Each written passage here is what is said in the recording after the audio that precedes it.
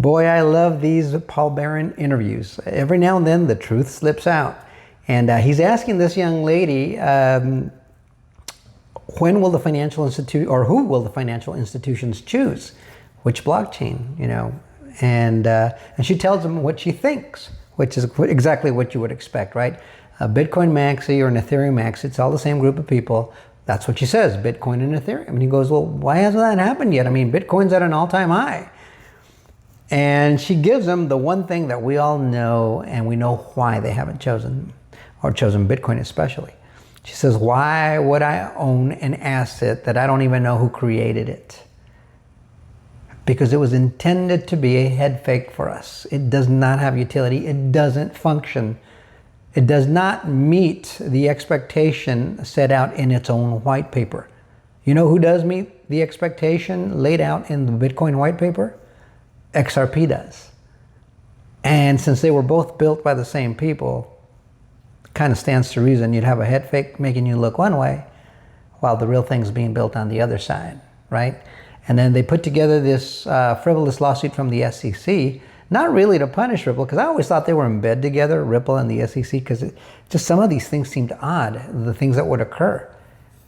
But maybe by design, so that in that way they could give that one blockchain legal regulatory clarity, make the world believe that our own government wasn't on board with Ripple, and that may endear the world to say, well, you know, that might be a solution for us too. And guess what? They got legal regulatory clarity. I guess we can jump into that one. That's something maybe we can all agree on. I don't know. Maybe it's a psychological thing. I don't know. What I do know is banks have already chosen, and it is XRP. If you look back at our videos, you're gonna know that. You're gonna see it.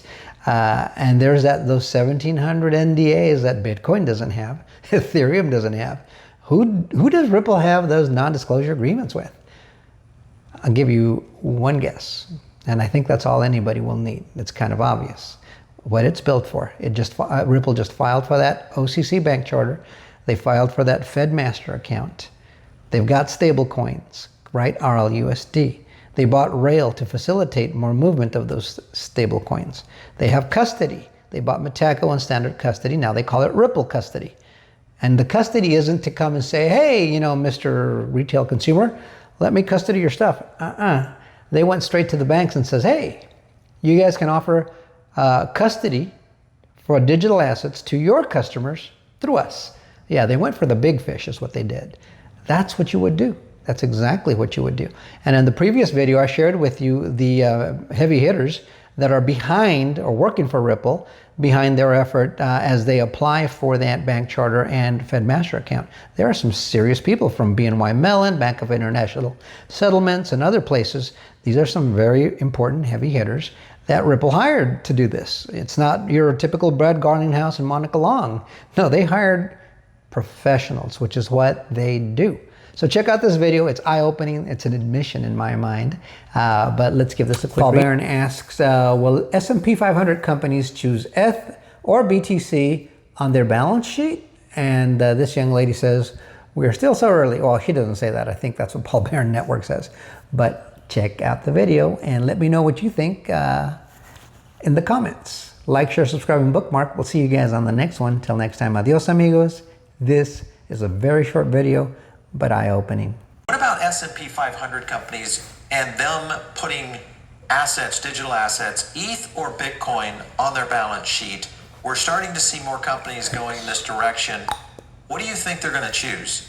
A McDonald's, a Microsoft, an Apple? Would they go ETH or Bitcoin? I think they'll go Bitcoin. Why haven't we seen that happen yet? I think you're starting to slowly see it happen. It's at an all-time high. Paul, I think you and I can agree on something. People like you and I are very impatient. We've been in crypto for a while and we want things yesterday. So look, I think things are going to happen. It takes a while, right? I have real conversations with family offices and CEOs of companies. Yeah, for sure. One question that I get all the time is, why would I own an asset I don't even know who created it? I have to start there.